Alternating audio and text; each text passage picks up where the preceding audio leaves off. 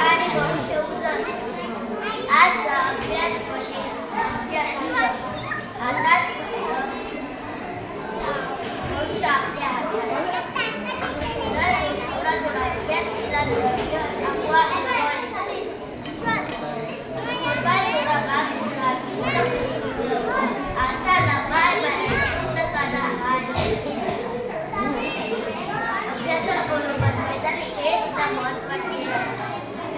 खेळामध्ये शरीर लवचिक, तंत्र व सबळ बनते.